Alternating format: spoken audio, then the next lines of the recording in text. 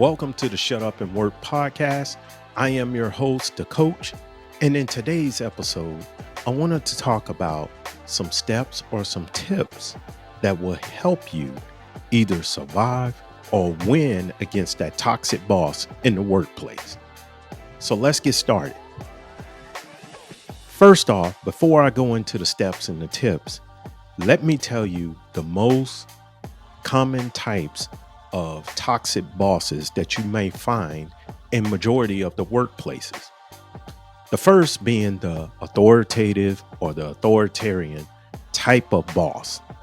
This boss is usually the one that wants everything coming to him or her, meaning they're centralized, located. They're going to make all the decisions. They want you to follow all their rules and tasks and duties to a T. And it's either my way or the highway. So do as I say, not as I'm doing myself. So that type of boss. And also to add, they usually have a mouth on them. In other words, they can talk to you in some derogatory ways. So that's kind of the authoritarian type of boss. Now, moving on, the second type that you may run into out in the workforce is the laisse faire boss. This is the one that is usually hands off.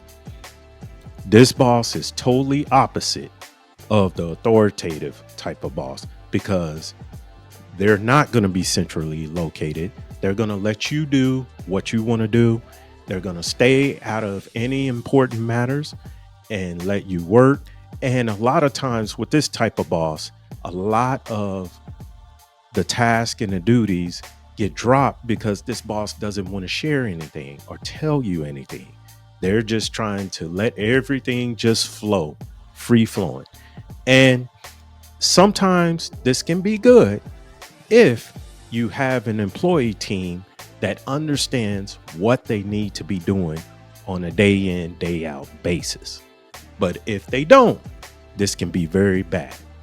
So now that I gave you the two types of bosses that can make the workplace a toxic environment for you to work in, now let's move on to the steps or the tips and how to survive or win against these bosses. So the first step or tip is to document everything that you are doing, and also document any type of communication that you have with either type of these bosses.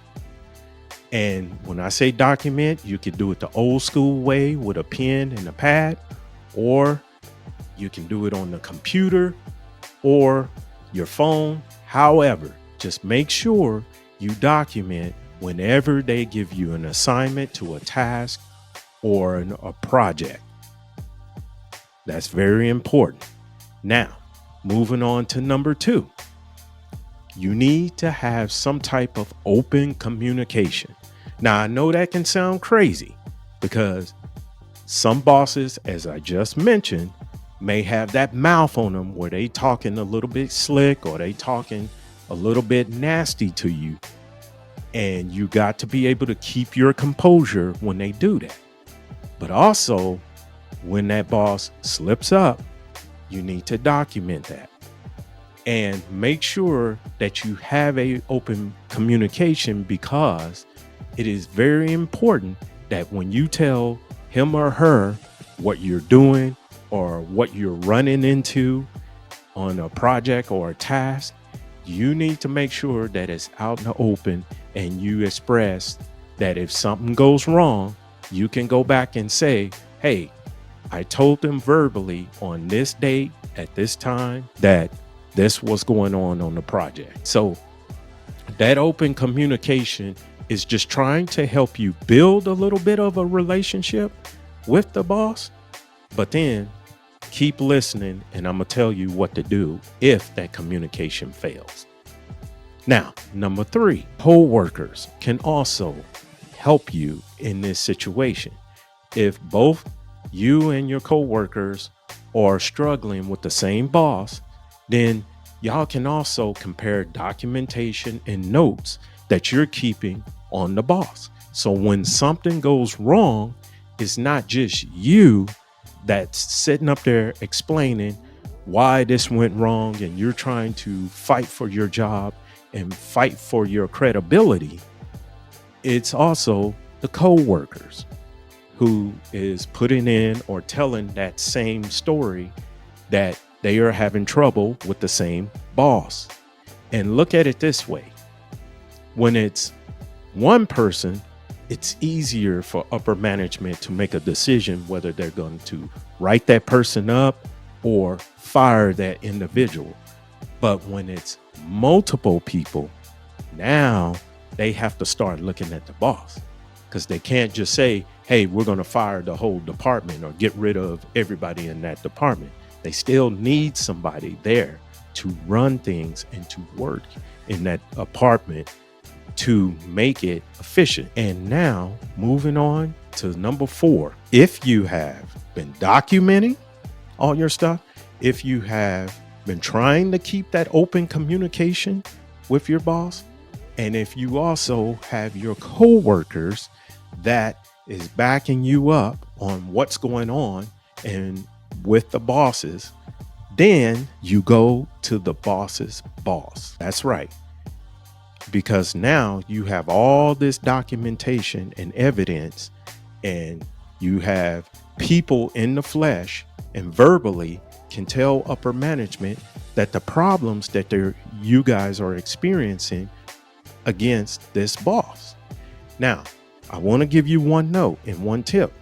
If you do have to do this situation where you have to go to upper management, make sure you don't go in there just all emotional or trying to just really nail the boss to the wall. What you want to sell with the documentation that you've been keeping is that you have been trying to perform your job the best you can, but because either the authoritative boss is hogging everything, keeping everything secret, and not giving you the proper information, or the laissez faire boss is just totally hands off and hasn't provided any detail about the project or the task, you want to tell upper management that you are trying to be a valued employee and you are concerned about the company's performance, and you want to be successful and you want that company to be successful in whatever venture that they're doing, but they can't because you are having problems with that boss. So that's number 4. And that's something that you should do and keep in mind. Now, with that being said, drop me some comments below. Let me know if any of you have any problems or have the type of boss that I explained earlier, either authoritative or a laissez-faire boss, and what are your struggles and how are you dealing with them on a daily working basis. And also another thing, I want to let all of you know, thank you for all the comments and thank you for the subscribers. I want to push to reach 1,000 subscribers by the 1st of summer, which will be somewhere around July 20th or something in that nature. And last thing, my book is available on Amazon. It's called Shut Up and Work, Surviving, Then Escaping the Workplace. Please go out and pick up a copy. And it's also available in ebook format. So I will put the link in the description. Now, with that, please like, share, and subscribe. And until next time, make it a great day out there. And I'll see you on the next episode. Peace.